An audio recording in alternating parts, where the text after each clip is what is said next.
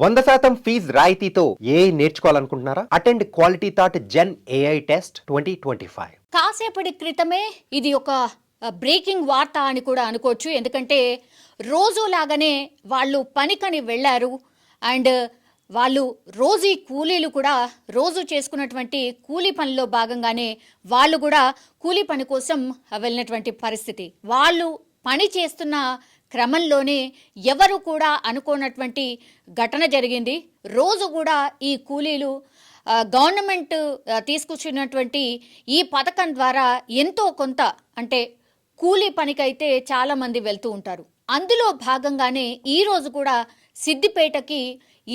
సిద్దిపేటలో ఉన్నటువంటి ఇద్దరు కూలీలు, తల్లి అండ్ కూతురు.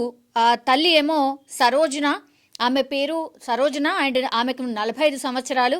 అండ్ మమత, ఆమె కూతురు పేరు 28 సంవత్సరాలు అనమాట. సో వీళ్ళిద్దరు కూడా మహాత్మా గాంధీ జాతీయ హామీ పథకంలో భాగంగా ఈరోజు కూలీ పనికి రోజులాగే వెళ్ళడం జరిగింది. అందులో భాగంగా వాళ్ళకి ఈరోజు కేటాయించినటువంటి పని ఏంటంటే మట్టిని తవ్వడం అనమాట.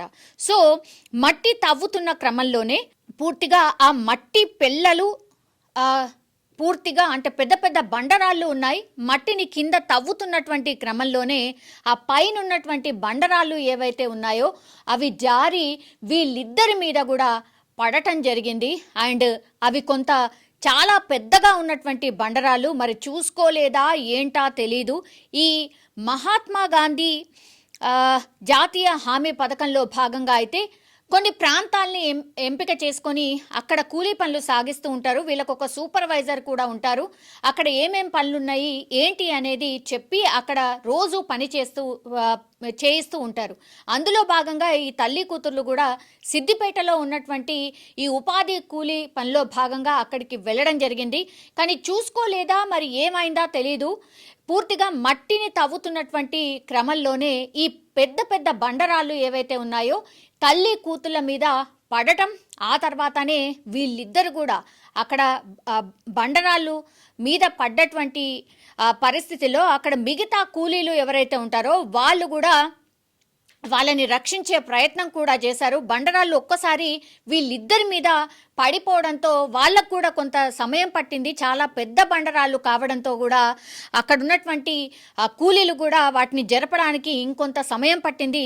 కానీ చాలా బలంగా ఈ మట్టిని తవ్వే క్రమంలో ఆ పైనటువంటి బండరాళ్ళు ఏవైతే ఉన్నాయో అవి జారి ఒకేసారి వీళ్ళిద్దరి మీద పడిపోవడం, వాళ్ళిద్దరు కూడా ఒకే ప్రాంతంలో కొంత మట్టిని తవ్వే కార్యక్రమం చేస్తున్నటువంటి టైంలోనే ఆ బండరాళ్ళు వీళ్ళిద్దరి మీద పడడం జరిగింది. సో వాటన్నిటినీ తొలగించేంత టైం లోపలే తల్లి కూతురు కూడా ఇద్దరు అక్కడికక్కడే ప్రాణాలు కోల్పోయినట్టుగా ఇప్పుడు వస్తున్నటువంటి సమాచారం. సో ఒక్కసారిగా అక్కడ ఉన్నటువంటి కూలీలు కూడా ఉలిక్కిపడిన పరిస్థితి.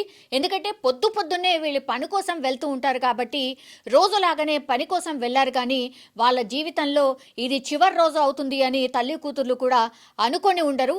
వీళ్ళు సిద్దిపేటకు సంబంధించిన వాసులు అండ్ రోజు కూలీ చేసుకొని బతికే వాళ్ళు ఒక్కసారిగా ఇంత పేద కుటుంబం వాళ్ళు ఇట్లా చనిపోవడంతో అక్కడ ఉన్నటువంటి వాళ్ళు కూడా పూర్తిగా ఒక రకంగా అవాక్కైన పరిస్థితి అయితే కనిపిస్తోంది.